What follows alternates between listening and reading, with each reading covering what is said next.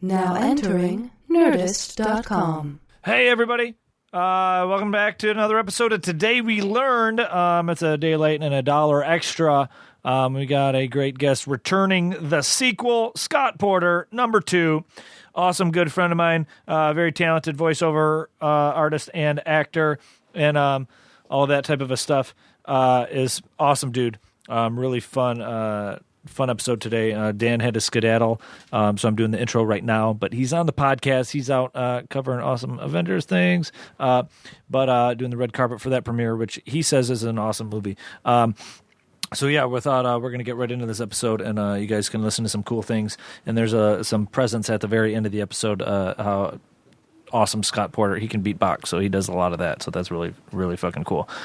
So let's light this candle. And today we learned number 84 with Scott Porter.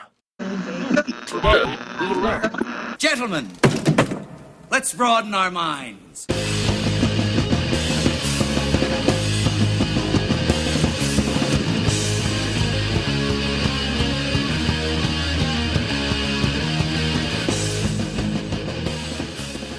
Ladies and gentlemen, thanks for tuning in to another episode of Today We Learned. Welcome back. Welcome Hope you guys back. are doing well. It's It's already April. Or is it May? It's April. It's It's not May yet. Yeah. I don't know why I thought it would be May. I'm looking forward. It's almost May. 17 days to May, right? 17 days. T minus. T minus. Or T plus, depending how you look at it. Optimist, pessimist? Yeah, exactly. Okay. Optimus Prime, Pessimist Prime.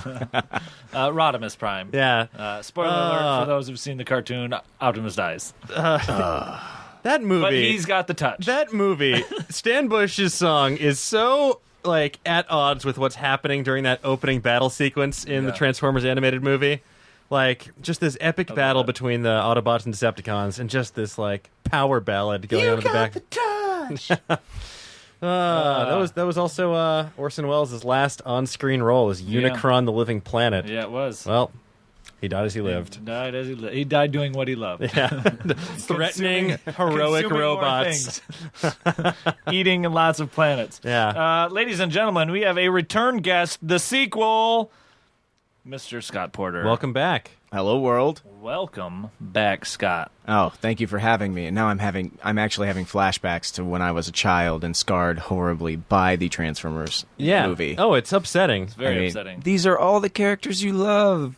But guess what? We're going to kill them in front of you so we can sell you more toys. Yeah, and then take them to a prison Capitalism. planet with Lovely. weird Eric Idle robots. Yeah. It was like the Game of Thrones of the cartoons. Oh, you like this character? Dead. There's a reason Transformers went away. There's a reason Transformers weren't popular. And it's because they killed everybody and then tried to sell you an orange and white motorcycle named Wheelie. Wheelie is like the Jar Jar Binks of the Transformers world, and single-handedly destroyed millions of childhood We dreams. need more Energon cubes. Oh, Wheelie, God. Thanks for having me back, though, guys. Yeah, good. I'm glad you're back. Yeah. I was always the ones that bothered me the most were always Spike and his son Daniel. I'm just a construction worker, and this is my precocious child. We hang out with Autobots. Yeah, it's an everyday thing. Yeah, I'm so blue collar. I got a pet robot that turns into a vehicle. How do people in the film and cartoon industry not learn that precocious kid does not equal fan favorite? Exactly. The only precocious kid that really worked was Johnny Quest.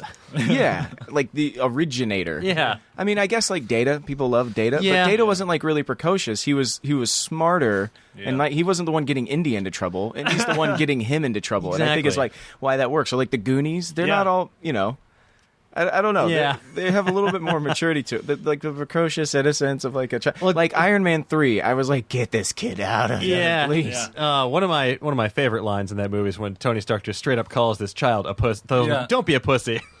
Your dad's gone. Don't be a pussy. Sack up. But now, kid. hold on. Now, if the kid would have looked at Iron Man and be like, hey, stop being a pussy. Yeah. I would have bought the kid. Yeah. I would have bought him completely. Exactly. I'm you know what, Tony? You should probably give him the armor right now. This kid takes care of his mom. Yeah. That's it. So we don't need precocious children. We need vulgar children. Yeah. That's all we need. Extremist times call for extremist measures.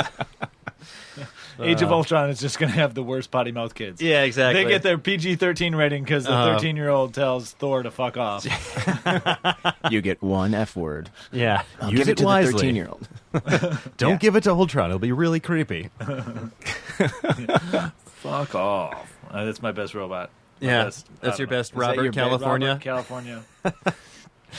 For whatever reason, I could not remember James Spader's name, and so that was the only name that would pop into my head. From Robert The California from the latter day seasons of The Office, when he was Not to be confused with when with James Danny Spader California. Not to be confused with the Latter-day Saints that James Spader was the pastor of. No. Yeah, when the Mormons appeared at the end of Stargate. Great scene.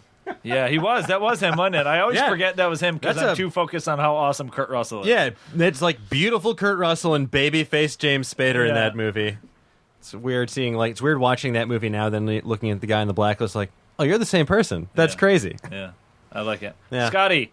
Yep. We like to start off the episode with the guest providing something they learned recently or a fact about themselves. And you mentioned that you got 3 awesome, cool facts. Yeah, you've that done you been learning. You've been learning. You're a learning machine. I am constantly trying to learn. I have, and my wife, I think, has a big part to play in that because if I am also a pretty solid bullshit artist. Yeah. So if I don't know about something, I just make up some grand tale about it, and I make up some facts and just sell it as honesty. Like I'm convinced I missed my time period. Like I should have existed back in Deadwood because I would have been the greatest snake oil salesman Absolutely. that there ever would have been. But they would have been telling tales throughout the land. Dr. Porter's Family Tonic. Yep, exactly. For all maladies and remedies. Alchemies and cure-alls. Yes, but I get fact-checked constantly by my wife now, who was, she was going to go to law school. Her dad's a politician and was a lawyer, and this is just like a part of her kind of personality. So in the middle of me telling a story, I will get fact-checked and Google read immediately. Oh no! So I've started learning a lot more and stopped making as much stuff up as I used to. But one thing I saw, and it's so interesting because information is traded so freely now. So I was on Facebook last week and I saw this video of somebody putting out fire with sound. What? Yes. So there's these students at George Mason University, and I used to be in a barbershop quartet, and then I was in an a cappella group that won Star Search at one point. Let's test that theory. Hello. No, someone's got to hit the 7. You got to hit the 7. I can't. But the interesting thing is when I was a kid in a cappella groups, you used to think that singing in your high range, your falsetto, would take way more air than singing as a bass. It's not true at all. Bass emits so much more air and takes up so much more air to create that sound. And so basically they put a tiny club into a small box and then have this megaphone that they emit bass through, and the bass puts out a fire. Whoa. They literally light a fire, this giant fire on a sidewalk, this miniature bonfire, and then they turn on this bass machine, and it goes, and it puts out the fire. So just pretty much sucks out all the oxygen, or no? So it emits such a force, a flow of air, right? It doesn't feed the flames because the bass also, because of the frequency of the bass. It's just like when you how when you heat an oven. And then you have the cold air outside.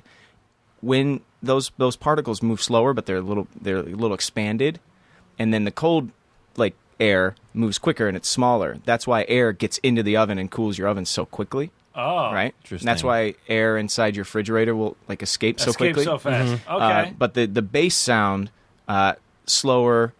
They vibrate at a lower rate. And it has something to do with it's the amount of air and the frequency that it's vibrating at. So now, I have to go out and look even more into it. But there's a video out there, and that was the coolest thing. And it was just, I saw the video, and then I went and read a bunch of articles on it. And then I remembered, oh yeah, it takes way more air and way more force to create bass sounds than it does high-pitched sounds. So, next time you're on fire, just, turn on some dubstep in your house. Yeah. Put on some Skrillex. Stop, drop, and roll. That's amazing, though. Stop. That's like a real life superpower right there. Let me see if I can get this to go. It's what people love on We got the podcasts video. is video segments. It's video segments on an video audio segments. podcast. It's not working, but look it up. The But yeah, video is buffering? The kids are from George Mason University, and I think all you have to do is put into your search bar, bass puts out fire, The kids' names are Seth Robertson and Vietron, and it's really, really a cool kind of thing because we have such a hard time putting out, like, you think about it on a whole scale level. We live in California and there's constantly fires, and they're up in these mountains. There's no roads to get there. But what if each of the firefighters is equipped with a small sound box and a megaphone? Like, if you have a force of these things, I mean, I know it's tech and it would take a lot of money to create, but living in places like Florida, Texas, and California where fires are a real threat. Huge threat. Especially with droughts and stuff like that. Exactly. Instead of taking a helicopter with, like, a huge, like, tons of water and a balloon underneath it, hoping that the water just will make it down onto the flames. If you actually had a solid sound wall, or like that sound wall from Lost. Did you guys watch Lost? Yeah, I did. Where, like, you get killed by sound vibrations. Like, you see, like, God, you see those posts just, like, turn on, the light turns on, you're like, no, don't do it. Don't go near it. Don't go near it. But if they could actually apply that in real life. So I think this is a very cool beginning of something that will actually be used to keep fire actually reined in these changing climate times. So, it'd be cool. Yeah, that's awesome. There's definitely like, you wonder how that would work though. Like, if they had, like, guns with sound, or like how it would work, or it would almost need to be like if, like, the helicopters, almost kind of how they can make silent helicopters by playing the reverse sound of the propellers. Because if you reverse audio waves and play them simultaneously, it's silence.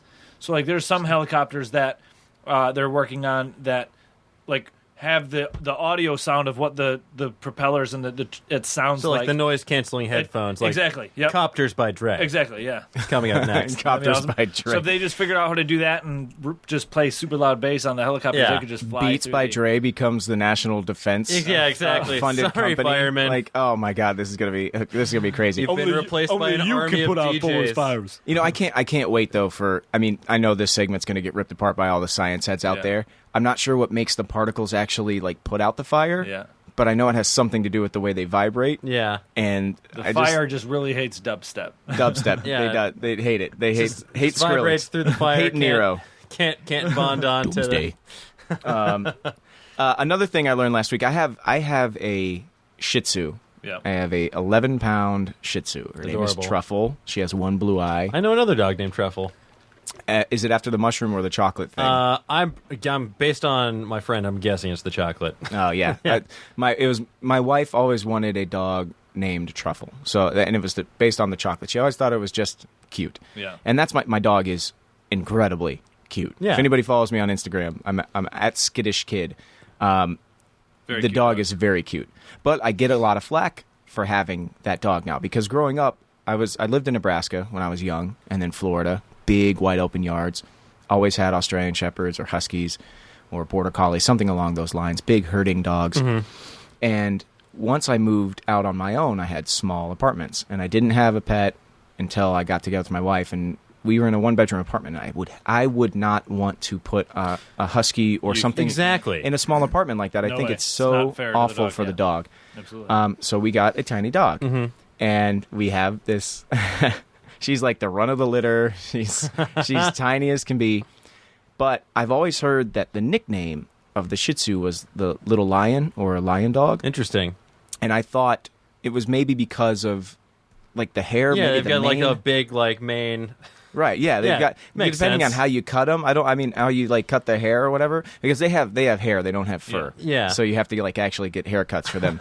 And a lot of people Supercuts were like, for well, dogs. why? And they were kept by the Ming Dynasty. They were in old and Chinese history. They were famous for being like temple, like like royal court dogs, and then like the dogs that would accompany the people to the temples and stuff. Well, I thought a lot of people just thought it was the way they looked is why they were nicknamed Lion Dog. But then I went and I researched because I want to know why my dog is a badass when people give me a hard time for saying I have a lap dog. Yeah. No, so lion dog or little lion is not just because of their name and how it translates into Mandarin or like the fact that they were like cut a certain way. There are a couple of tales. At one point, apparently, there's a story about Buddha walking the countryside with a small dog companion, and these 13 robbers come to beat him up and take whatever he has on him. and leave him for dead. And this tiny companion dog turns into a vicious lion and defends Buddha himself and chases them all off. And a lot of people in Chinese history believe that dog was a Shih Tzu. Oh, wow. And, those are just fables. Those are just tales. Yeah. But then I found out that the Mongolian Emperor Kublai Khan, he apparently had these war lions. And they Like were you do. You just When have you're these invading war conqueror. lions. Yeah. So Kublai Khan has these war lions, but he has these cages, and there's these rumors about how he calms them down by using these small dogs. He throws these small dogs into a cage with a war lion, not to feed it, but to relax it and calm it down, because there's a connection between canine and feline species, and they have this like best friend thing where they bring out the best in each other, even though they're mortal enemies. If you watch Ghostbusters, you're like, cats and dogs, Of course. complete, total, Mass hysteria. mass hysteria. Yeah, but I read it and I was like, you know what? And they believe that the Shih Tzu was that dog, and I believe it because nowadays in the San Diego wildlife refuge that they have down in San Diego, they have these cheetahs, and these cheetahs are raised in captivity, so they're not really sure of like how to run, how to get up to full speed, what to hunt, because they don't do that. So they have them paired up with a buddy dog. Every single one of the cheetahs down there has a best friend dog, a golden amazing. retriever, a Australian shepherd, and these dogs teach them how to run.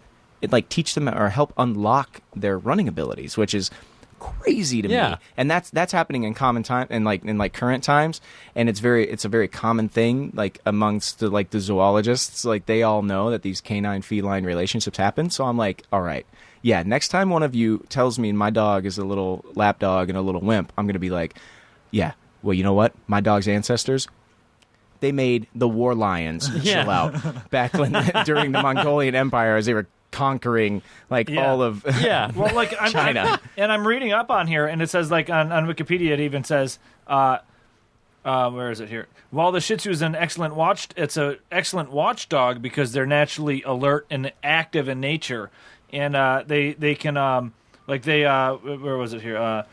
They make friendly and outgoing companions, and it can also be where is it here? They get like really peevish if provoked too. So and they're very clever. It says here, so like make sure if there's like any holes under decks or anything to block them off, because not only are they clever, but they can get pissed off really easily, and they're all about they'll nip and they'll bite and they're not afraid to. So that might be something like why they were used back then, because these small little dogs can be such assholes when provoked that maybe these like lions, and you've They heard don't take any shit from war lions. You've heard stories. You always hear about lions like backing off or helping out, whatever, and like smaller creatures, and you wonder if it's one of those things where it's like, well, you got some, you're pretty, confident to where it's almost like they back off type of a thing. They've got a pretty rich ancestry as well. I'm reading that they're one of 14 ancient breeds of dog that, according to DNA studies, have a very close genetic relationship with wolves. So yeah, they're one of the 14 ancient breeds. So they classify dogs by they have kind of like dinosaurs, there's different eras, and they are the oldest, like one of the 14 oldest breeds, and they come from the Tibetan Himalayas. So it's interesting when you talk about the Shih Tzu, ferocious, very protective, and sturdy comes up a lot. Okay. They're very, very sturdy dogs, and apparently their Tibetan ancestors, they have that hair that grows down over the floppy hair that grows down over their eyes, and rumor has it, or tales of ancient history have it, that they used to lead monks through the mountains, and they used to also run water wheels and stuff for the monks. But they would be great guide dogs through the mountains, because as the sun is coming down into the snow and reflecting off the snow, it's so blinding. But they have the hair down in their eyes, so they work with sense of smell and can see bits and pieces of the path, so they know where to step, where to lead you, what's safe, because they can see things that the human eye, which is just bare to the sun. It's like looking at the sun. If you look at the sky, you're getting blinded. If you look at the snow, you're getting blinded. And it's tough. You just follow the path that this little tiny dog is leading. Yeah, and, it's interesting. You read so much about these dogs. They don't know really where they came from, but if there's smoke, there's fire. Yeah. And I think some of this stuff is true. And I think my dog, my little Shih Tzu, is a pretty badass dog. Dogs fascinate me just on the sheer, the different breeds of them. Like, they evolved from, what did they evolve from in the sense of how there's so various different kinds. Like if there's 14 main breeds, and then you have all the crossbreeding and all that, but it's still how you have like the Shih Tzu, then you'll got like the Doberman or like the the Husky or the is the Husky the one where that's on the cartoons? They always got like a barrel of rum on their neck? No, that's the Saint Bernard. Saint Bernard, and they got those too, and it's like at South by Southwest, this company Mophie, who makes like portable phone chargers, they were doing a promotion where if you were like running low on battery, you could text them a picture of like your phone screen that was about to die, and if you were lucky, a Saint Bernard would show up with a battery and like some whiskey for you. Oh my God, that's amazing. I don't even drink, but I want to. Yeah. See, the Saint Bernards, I think, were like very Germanic and like Scandinavian. I think, right? Yeah. I think that region. The Huskies were like old America, like all the I mean, they still lead the Iditarod. Yeah. Like are the Huskies. Those are your mush dogs. Yeah.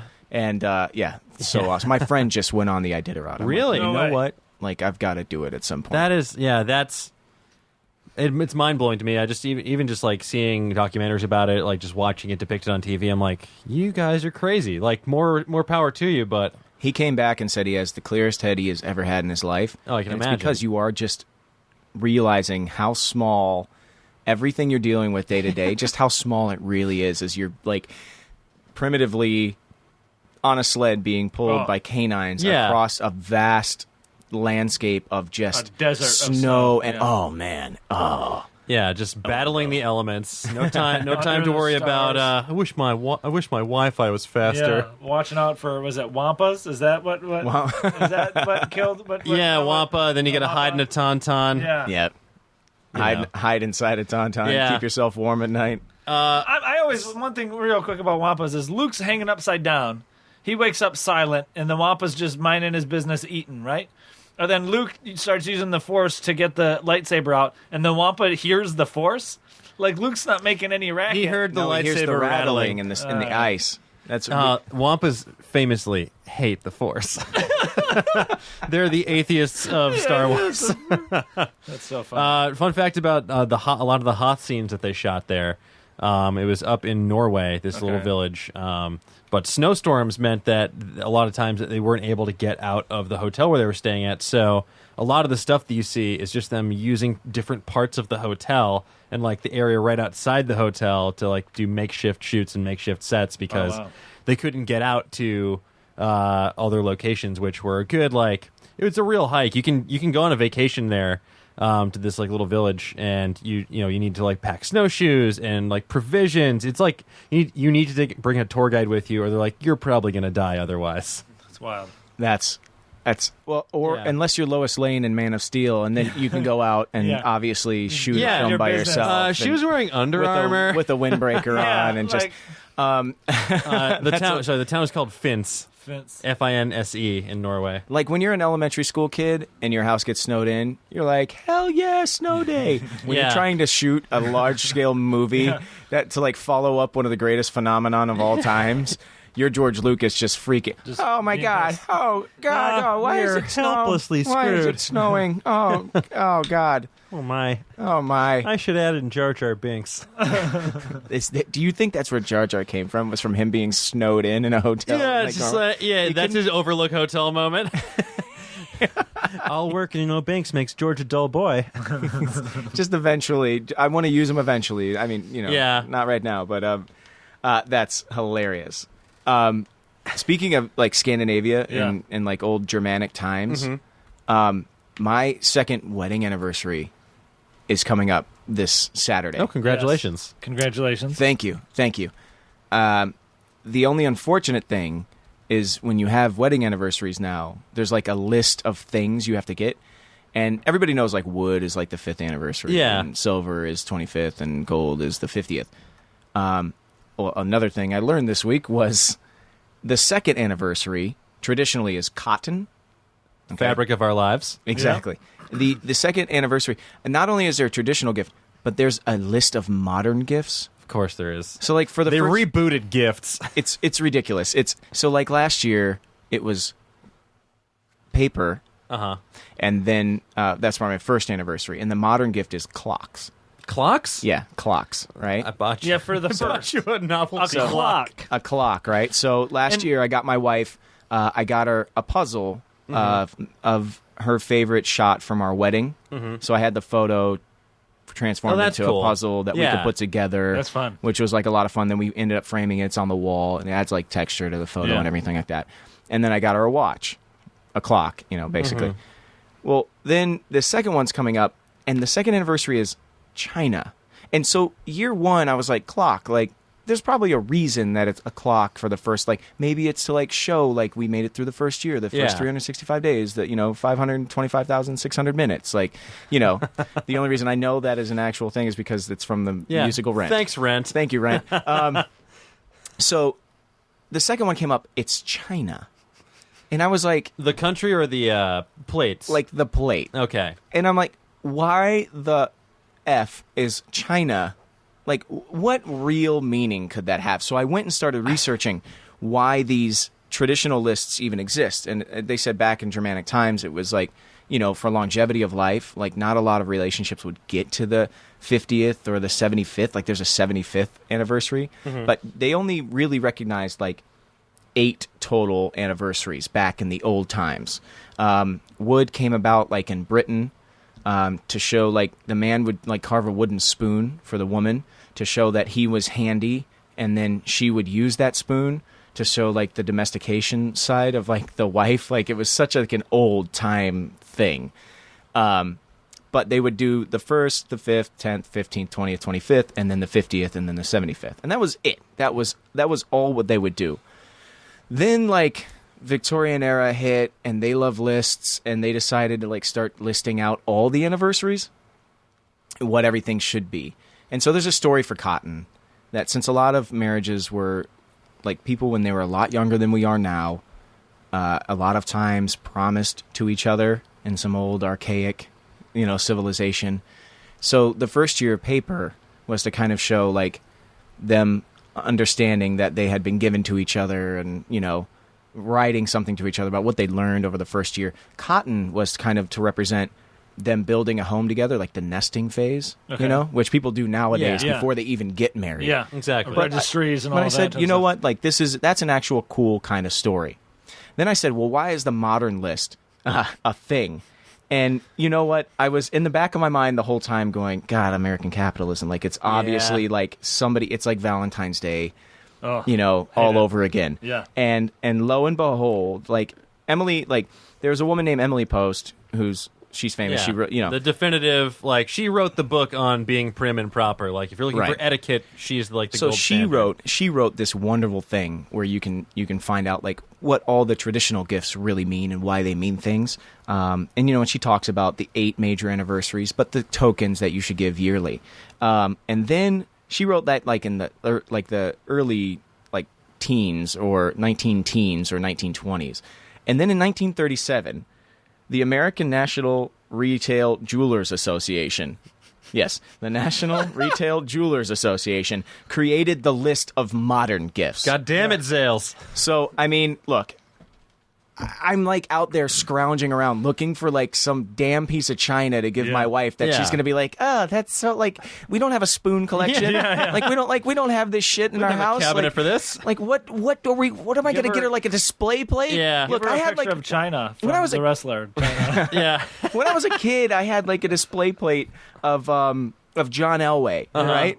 Like from Sports Illustrated or some So shit good. like that, right? That you And get it in was Trade like, magazine. yeah, it's not in my house anymore. Like I'm a huge Broncos fan. It still didn't even make the cut. You know what I mean? Like what could I possibly get? I've got some ideas and I'm going to do it because she's like the best gift giver. Yeah. So I'm going to come up with something. But other guys out there, like have this conversation with your wife. I'm equipping you in marriage before you get married to talk about, do we want to do this traditional thing? Are we doing both of them? Try not to get roped into doing both of them. Yeah, just because choose a list. this modern thing is bullshit. Yeah. This modern thing is created by, people have this, like, Valentine's Day is an actual celebration, but now it's like the chocolatiers and the jewelers and everybody, like, got a hold of it and twisted the shit out of it.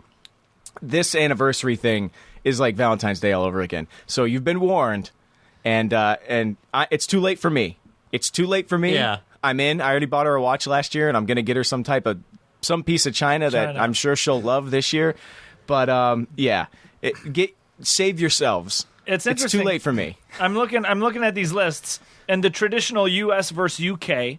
The first year is paper in the United States for traditional. The first for the U.K. traditional is cotton. The second traditional for U.S. is cotton, and the second for traditional U.K. is paper. Now the third, both leather. Yeah. Leather is timeless. Leather. You can't touch it. Fourth is linen and silk for the United States, and fruit and flowers for the UK. Fifth, wood across the board. And I'm looking at these now. Are you looking at year 6? Because there's an interesting split from the Hallmark list that I'm looking at. I'm looking at the Wikipedia wedding anniversary list. So no. He's saying UK versus US. I know what you're talking about. Wood traditionally is the 5th anniversary. Wood modern is the 6th anniversary. Yes. But traditional for 6th anniversary is candy / iron. Okay. See, yep. Sugar and iron. Now listen to this too. Listen, for the modern list, the third is crystal and glass. Ready for the fourth for the modern gift?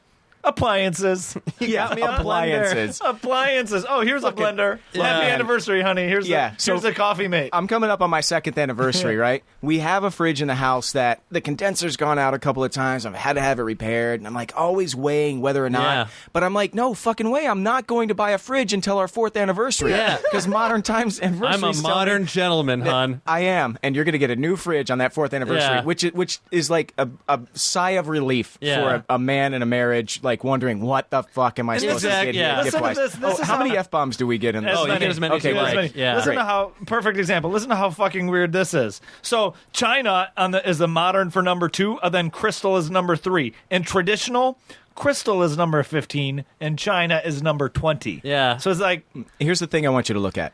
They're on modern, and this is just like the cherry on top of the bullshit that the National Retail Jewelers Association did. I think like 15 is like diamond jewelry. 10 is diamond jewelry. 10 is diamond 11 jewelry. is fashion jewelry. Is fashion jewelry. But no. The cherry on top is that they put the fucking diamond jewelry in there and then put diamond as another. Yeah. They're like, we want to sell as many diamonds as we can. It's like diamond is like, what anniversary is diamond? Diamond is 60. The 60th anniversary. Yeah, they're like, listen, most of you aren't going to make it to there, so get a diamond early. But here's the deal. Diamond is also 30. Yeah, what? Exactly. They've got diamond on their list. And ready for this? It's like 4 times. 75 and 80, diamond. Yeah. See? Modern is all about... Because it's funny, because the modern, it can be China, but if you look, they have alternate suggested gifts. Yeah. It can be diamond or garnet. So, it can be China or garnet. So you can either, like, get a piece of China or you can get that. So what woman is sitting there going, you had a choice between China and a stone, and you took the fucking plate? Yeah. Like, it's such a trap. Guys, I'm serious. Talk to your wife about how romantic you think the traditional gifts are and how you just want to honor her as your wife, as they have done throughout centuries, and get her off the trail of that modern gift. This is a warning for everyone out there. Save yourselves. That's too late for me. We've been together 7 years now. I got you a desk set. Honey, I love you, and I know it's our anniversary, and I know we're approaching 50 years old. Here's a musical instrument. Here's a Victrola. Here's a xylophone. Here's a mariachi band. Happy 24th anniversry, honey. You just got a steel drum Here's some sitting in the fucking sunroom. She's woken up by an island. Yeah. like a steel drum and Year marimba 50 band. is Sandals, Jamaica. Honey, I know we've been together 85 years and you're almost 99. Here's your birthstone. To remind you of your own mortality. Wait, is that really the 80th anniversary? The 85th anniversary is wife's birthstone. What do you do if you get like August, so I get Peridot? Oh my god. This whole thing, man. Oh, we no. really went off the rails. But Yeah. I mean, seriously, it wasn't enough for me to just find out what the basis of the modern list was. I wanted to know the traditional stuff. And I think the traditional reasoning is so cool. But the modern shit is just so completely manufactured. It's hilarious. This podcast is brought to you by Jared.com. Yeah. He definitely went to Jared. Happy kiss me against the cake. I was always blown away to find when I moved out here that I grew up with these commercials for the jewelry exchange in Sudbury, but I just found out they have those all over the country. They just swap in a different location wherever you go. Nice. Yeah, here it's Tustin. Is there one? I'm just real quick. I don't see. There's not one for plastic. But anyways, I'll use this as a segue. Diamonds are really hard and plastic is really soft, unless it's acrylonitrile butadiene styrene. I'm a scientist. There we go. We'll get to it. I'll have Dan pronounce it in a minute. But it's basically what I'm getting at is the plastic used to make Legos is the same type of plastic used to make hard hats. Wait, what? Yeah. That makes sense, because when you step on a Lego, like, your foot loses every time. Yeah, if it's good enough to keep people safe on construction sites where, like, girders are falling. Yeah, let's see if it's got... I'm shocked they don't sell and assemble your own hard hat kit then. Yeah, I mean, they want you... Well, that's the thing. You just buy enough yellow Legos, you can make your own. Exactly. I wonder what the difference in cost is. Yeah, just the ones more form-fitted. I guarantee you the same, like, a hard hat would cost, like, a third of the price, if that. Yeah, it doesn't... I'm looking... I wish the Wikipedia page had how to pronounce it, but it's acrylonitrile butadiene styrene. There we go. I had to wager my best guess. Yes, and since Sorry, plastic scientists. Since 1963, Lego pieces have been manufactured out of that, and other uses that use that type of plastic are automotive bumper bars, medical devices for blood access, enclosures for electrical assemblies, and protective headgear, among some of the others. But so the hard hat material is essentially a bunch of smelted down Legos. Did anybody have the patent on that particular plastic? Like, is somebody out there making like an overlord amount of money on Lego because they made this plastic? They made this styrene, I'm sure. Someone has to. Like, it's like George Mike Lucas. Styrene. I mean, shit, it should have its own spot on the table now. Yeah, at this no, point. exactly. And it's literally is just it's little beads of plastic that they melt down. Huh. Isn't that nuts? It makes sense. Yeah. That's pretty impressive, though. And here's a fascinating fact. You can combine 6 of the 8 studded Lego bricks in 915,103,765 unique ways. Wait, what? You can combine 6 of the 8 studded Lego bricks. So there's like 6, like the bricks. I think it's like the ones with 8 pegs. Of course. You can combine 6 of those in 915,103. Wait, excuse me, 915 million 103,765 different ways. That's too many. That's why it's Just so give hard. me the instructions on how to make this pirate ship, then I will put a raptor head on him. We'll be great. And that's why it's so hard to build some of those Exactly. fucking kits, man. The Millennium Falcon gave me such a hard time. Oh, yeah. I'm always blown away at how expensive some of these kits are. I love Legos, but it is like a wallet-busting hobby. Oh, yeah. Well, now we know. They're saving lives. Yeah, they're saving lives. Yeah, I guess you gotta... That money's going to keep our construction workers safe. Timmy, don't go outside today. Don't ride your bike. Make sure you put on that Millennium Falcon. Put that Falcon on your head. Put on that Lego Millennium Spend Falcon. $700 on this goddamn that would Falcon be for you to so break your funny. skull on your bicycle. Welcome, guys. This is Johnson. It's his first day at the plant. He foreign the waiver and brought his own hard hat. Yeah. Oh, my God. Oh, you fool. You used Connects. You're a dead man. It's like The building was made using an erector set. Who gave this kid Blockus? No! There's always that like one fancy kid who had Playmobil because... Oh, my family has taken a vacation to Europe. I want to find out who invented that chemical. that plastic. That crazy styrene. It doesn't say. And there's somebody out there, and they own a country. Oh, of It's like- course. it's they just own, like... Oh yeah, somebody owns that. It's crazy. There was a guy who I remember when I lived in Florida. The guy who created the mechanism for airbags. Mm-hmm. Okay. Like, he has the patent on the actual mechanism that shoots the that exploding. deploys them? Yeah, deploys them.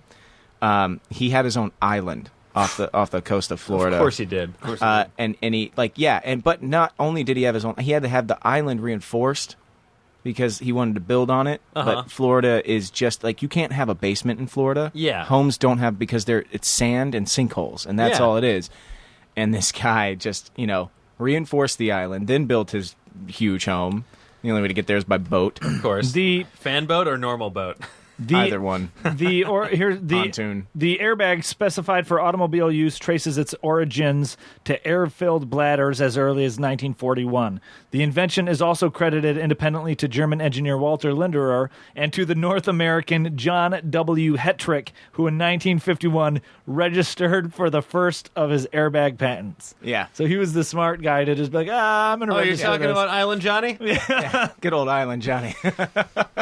Oh, we just reinforced his house with more airbags. The German guy, Walter, filed the patent on October 6th, 1951, which was issued on the 12th of November, 1953, 3 months after John got his issued. He was like, God damn it. I am so pissed right now. I've been sitting on this airbag for years, and now I am 3 months late. Just made another one that shoots Legos out at you. Scheiße! Fie, my life is terrible. Speaking of Florida, this is going to be a horrible logic jump. Florida makes me think of hand-to-hand combat. Mortal Kombat X comes out tomorrow or today, depending on when you listen to this podcast. I'm going straight from here to play in a tournament. Are you playing tonight. that? I was Yes. supposed to be in that tonight. I cannot, but please take down Malik for me because I cannot do it myself. Sub-Zero wins. Yeah, every time. Sub-Zero. What's the deal? Raiden wins. Less so with Raiden. Those weird contacts Johnny he has. Cage wins. Johnny No, Cage. never. Here's the thing. Johnny, yeah. Toasty. Mortal Kombat was created by a team of 4 people in just 10 months.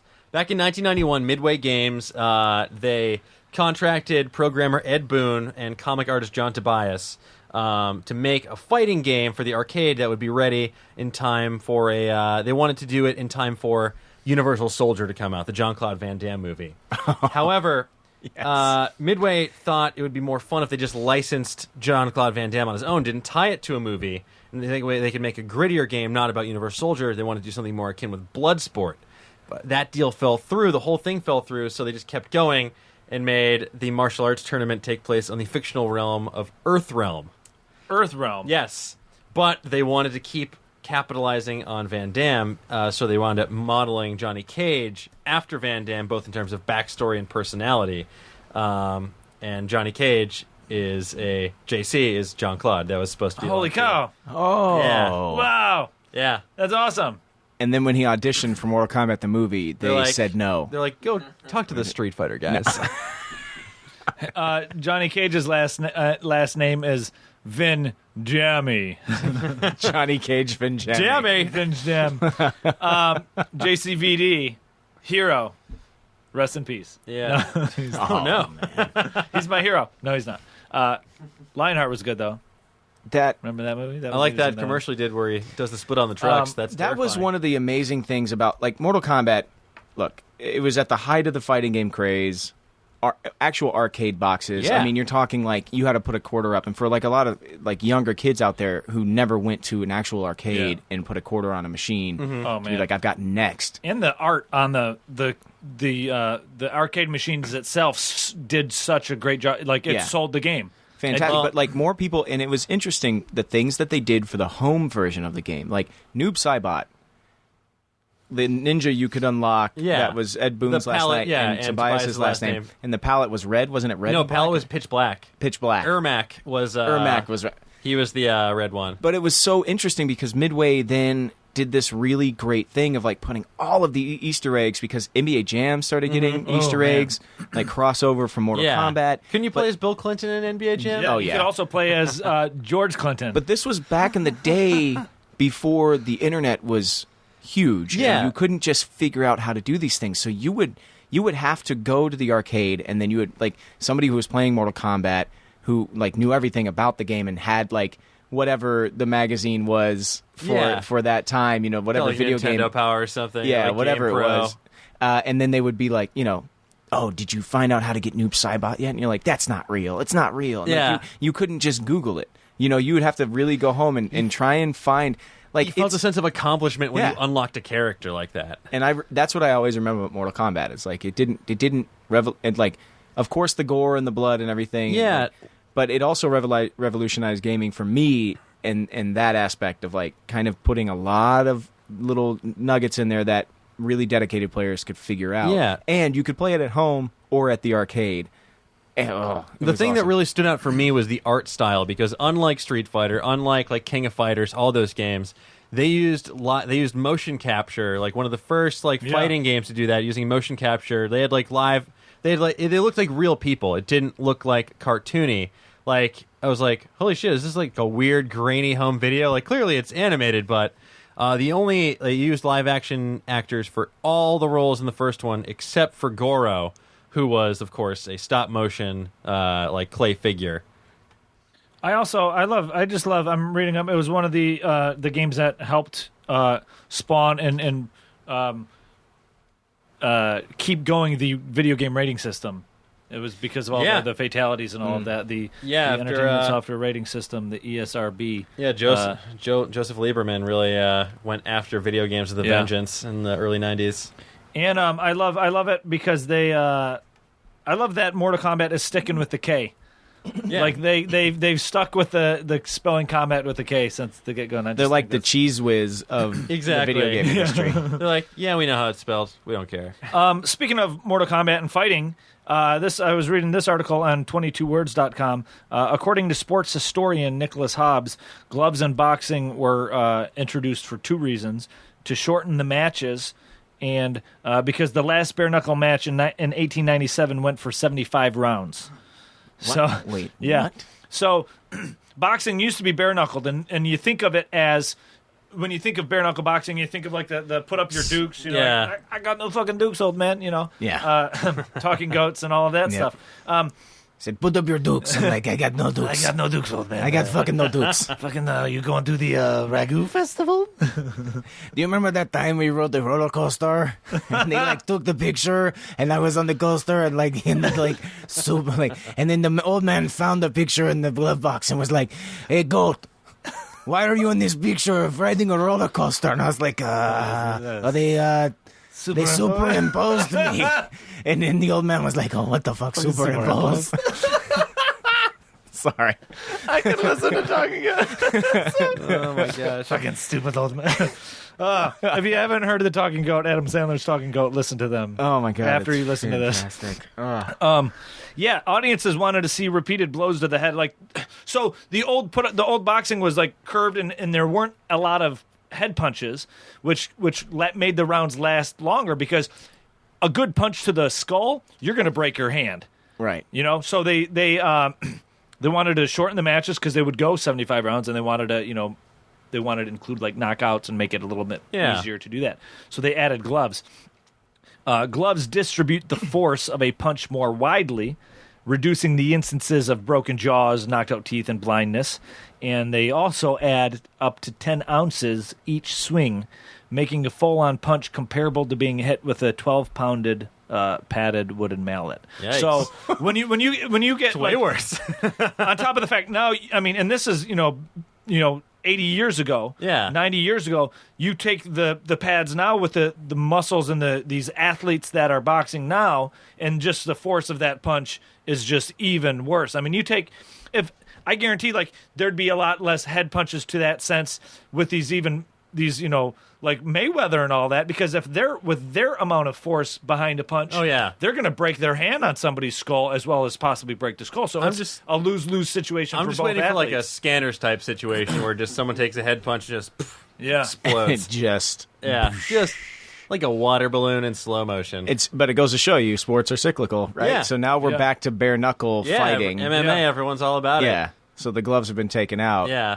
But man, I didn't know that the gloves actually added force to the hits. Yeah, that is fascinating. It distributes it more. So not only is it adding force because it's adding 10 ounces of weight, but it's also distributing it even more across the your skull or your muscles or whatever. Ooh, I never thought about the fact that bare knuckle boxing was no headshots, because you don't want to break your hand or else. I mean, it used to be bloodier and seemed more violent, but it's in the sense, it was way more cautious and way more, and they would go 75 rounds. It was basically the epitome of me and my two friends when we were 11 years old going, kidney punch! Yeah, exactly. Absolutely. It's like, It's That's the whole. That was no wonder they were like, It's like we gotta he played spice Dead this Arm. fucking thing It's up. like the Rocky Balboa versus Drago.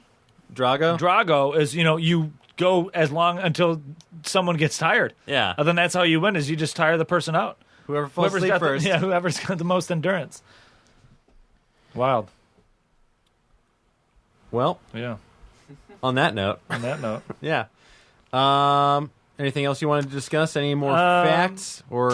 Yeah, here's the thing. Since we were, here's one. The Spanish word bobo. Here's something about booby traps. We were mentioned. We talked about Goonies and all that, and Data and all those people earlier. Yeah. The Spanish word bobo translate to stupid, daft, naive, simple, fool, idiot, clown, funny man, one who is easily cheated, and similar pejorative terms. The slang of bobo, booby translates to dunce, which is where like the phrase booby trap comes from. Because it's, gives rise to the idea that an individual who fell into this booby trap or did not notice it, etc., was, a dunce or a fool. So booby trap, essentially, booby means like, fucking, you're an idiot. Essentially. Booty trap. yeah. That's what I said. That's what I said. A similar category. I had one more thing. Yes. Yeah. That I learned this week, and I'm kind of biased because I am from Omaha, Nebraska. But I found out that Nebraskans are still the best fans in all of college football. This is because their spring game. This isn't the fall. Yeah. This is the spring game that just happened past Saturday. They sold out Nebraska Memorial Stadium. Over 76,000 people showed up for a spring God. game. Basically, what is an intra-squad scrimmage. Yeah, just like a exhibition game. Now, some facts led to this. We have a new coach this year. Mm-hmm. We had an old coach, Bo Pelini, who is gone and was a lightning rod for controversy when he was there. But we have a new guy, and he's a nice guy. He's like the nicest guy in college football. His name's Mike Riley. But somehow the Nebraska fans were like, oh, we got a nice guy now? Oh, let's go check out what the nice guy's doing at the stadium today. 76,881 people. The previous mark was set because Jim Harbaugh, who just signed on to be the Michigan Wolverines head coach, famous from being at the 49ers for a while, he drew a lot of attention, which is more expected, I think. Because Yeah, well, it's an NFL coach who's coming off a Super Bowl run. Yeah. Did they win? they went to the Super Bowl Okay. and lost in the last minute in the Blackout Bowl. Great. And are you a Niners fan? No. I'm Oh, not. okay, good. Yeah, they did lose. But he went to Michigan. 60,000 people showed up in Michigan, which is crazy. Now, there still are three teams that could maybe top Nebraska.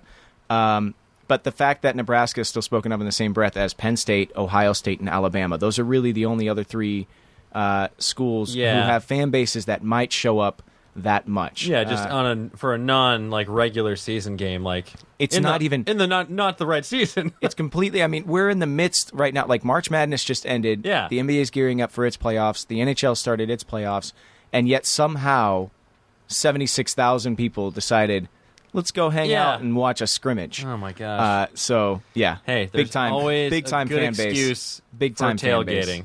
That's I'm looking here for both festivals. I'm looking, and that's almost as much as the people that went to Coachella this Yeah. year. Not 75,000. Last year there was about 90,000 people.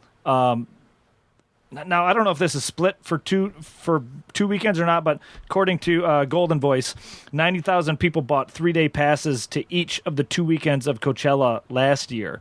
So that's and that's for a 3-day it music definitely festival. felt that way. I was there last year, and Yeah, and it felt like there was 90,000 people. Oh, 100%. Like sometimes it was just like a sea of people, Just just people. like choked with human Yeah. bodies. Like it was just daunting to Yeah. just look out and be like, well, there's just people as far as the eye can see. And that's a 3-day music festival for 90,000. Yeah. I mean, we're talking a 5-hour football game is getting 75,000 people. Comic-Con Exactly. brings in like 100K plus, Yeah. but that's over the course of 5 days. But like you're talking about 90,000 people that went to see Outkast reunite. Exactly. You're not, Yeah, you're not talking about exactly. 90,000 people who want to see the nice 64-year-old man that's the new Exactly. head football coach at Yeah. the school. See what fun plays he's come up with for the That's spring. amazing. It's very, very, very interesting. And it's just it's a game that doesn't matter or have any consequence.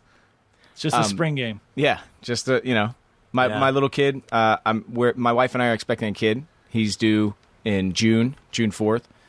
She's from Texas. She's a Longhorn fan. I'm from Nebraska, and I am a Husker fan. And so like we've already got this internal struggle in the house, and we've been talking about what our kid is like, what choices is he going to make? Yeah. What is he going to look like? Yeah. My wife and I were both blonde until we were 18. Okay. I was called a towhead when I was a kid. Have you Okay. heard this term? No. Towhead? No, but I had a similar hair shift. Similar. Where I You're used to be like blonde. Like, yeah, you're like super blonde. Then it's just like got darker. You're super blonde until you hit a certain age, and then your actual like pigmentation comes in. Yeah. And we were like talking about, we were like, well, our kid's gonna be a towhead. And my wife last night, in typical fashion, goes, "What does towhead actually mean? What does it actually refer to?" And I guess I didn't know this. Tow, I guess, is to be flax or hemp fibers, like they're very light fibers. And so to have a towhead is to have hair that is the almost white color of those fibers. Yeah, like flaxen. Yeah, Yeah. flaxen hair. Flaxen hair or like being a towhead is like the same thing, which I was not aware of. So that was like one little tiny fact that I like kind of researched. I was like, Yeah. where did this come from? Like Why? like Draco Malfoy would be an example of a towhead. He's a towhead. Oh. Complete It's like towhead. very Huge- thin, huge towhead. very thin, like blonde fibers. Yeah, what a Yeah. towhead.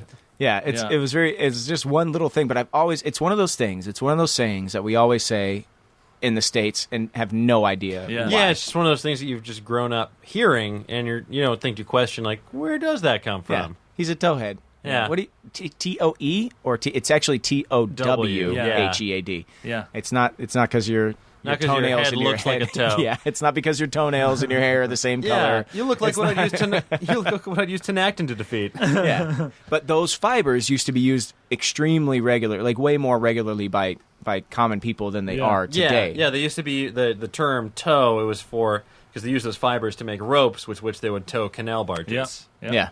There you go. There we go. Scotty, we're approaching our time. Hey. What do you got coming up? What do you want to? Where can everybody find you? Find you on the internet? Find you on Twitter, etc., or hear or see you in the other types of mediums? On the internet, you can find me on Twitter at Scott Porter. You can find me on Instagram at Skittish Kid. That's SKITTISHKID.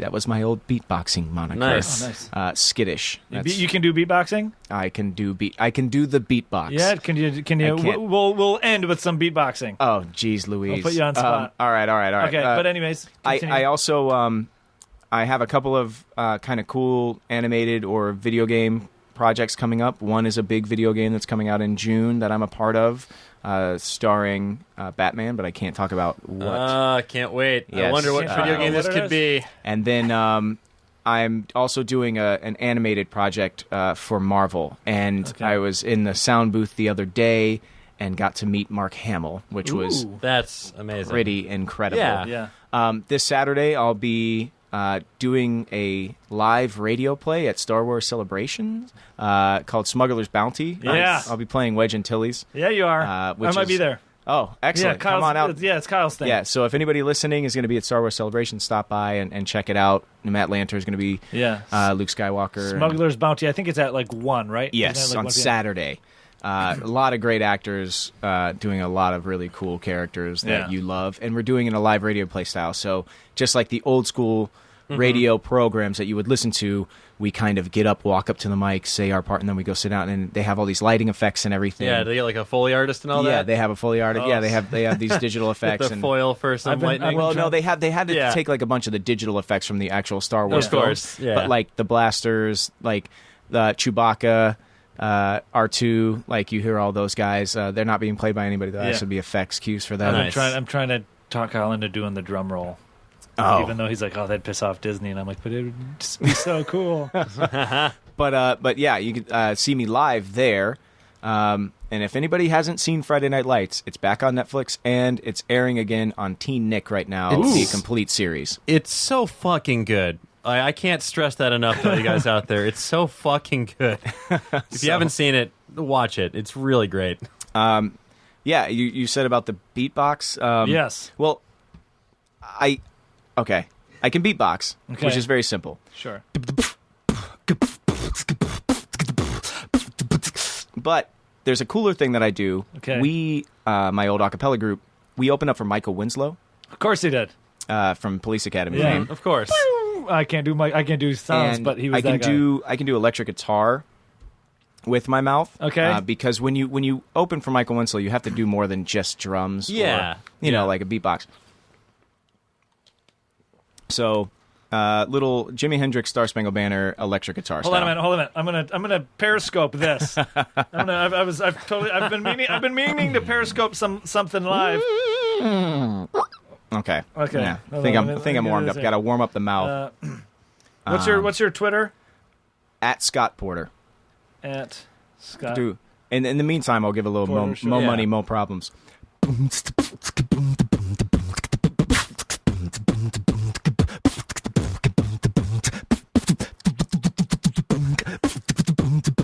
Yeah, all right. So that's Amazing. Whatever. Amazing. Or like I could do like Ushers, like Yeah.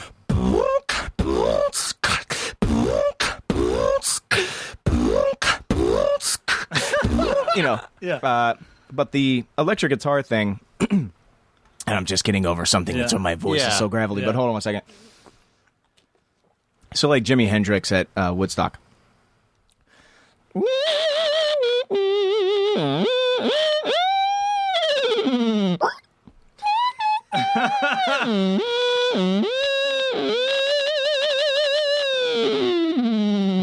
So yeah, like weird. The speaker interference is so good. Yeah. So it's- Now, can you beatbox and then go into the? Can you transition?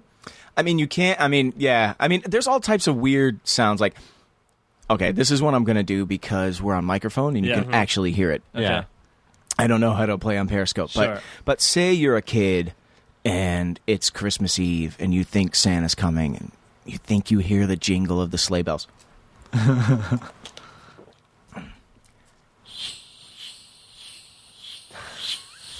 Holy shit! Oh, Jesus. That's Wait, amazing. was that Santa? Was that? Yeah, so little Holy cow! from big boisterous things to, Yeah. to small sounds. Yeah, that's how I got my start in this industry. You're going to have such a good time trolling your son. Oh yeah. Mm-hmm. Yeah, I can do crickets and stuff. Yeah, it's fun. Yeah. That's awesome. That's incredible.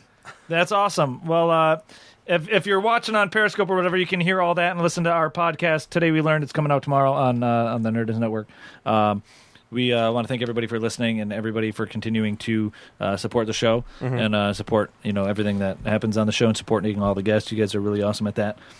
And if you want to find us on the social media, congratulations, you're in luck. We're on Twitter at TWL Podcast. Send us an email, todaywelearnedpodcast@gmail.com. You got Facebook, guess what? We do too. Today We Learned with Razzle and Dan. Find us. We're on there. We want to hear from you. And, if you want to talk to us individually, you can do that, too. If you're watching this Periscope feed, you already know that because you can find Razzle at My Name is Razzle2. I am at OsteoFerocious. I'm at My Name is Razzle 2. You said that. Like the number 2? Yeah, the number Okay, 2. great. Just want to clarify. Yeah, Perfect. Who has my name is Razzle 1? I do. Also Razzle. Okay, great. Yeah. But, first is the worst, second is the best, so ergo. Yeah. My Name is Razzle2 is the preferred account. Yeah. And I just want to plug real quick. I have a book out now that you can buy. It's on Amazon. It'll be in Barnes & Noble soon, called 100 Things Avengers Fans Should Know and Do Before They Die, just in time for Age of Ultron, which I've seen, and spoiler alert, it's really good. You can find that. Just check it out. It's really fun. The kind of book that I'd love to just walk into someone's house and see, like, above their toilet, like, them reading, like, one chapter at a time. So very excited about that. Anything you need to... No. Yeah, just I got nothing. listen to more episodes of this podcast. Listen to the Listen to the show. last time Scott was on. Yeah, listen to that time. And then as we close, Scott, can we get some more beatboxing? Sure.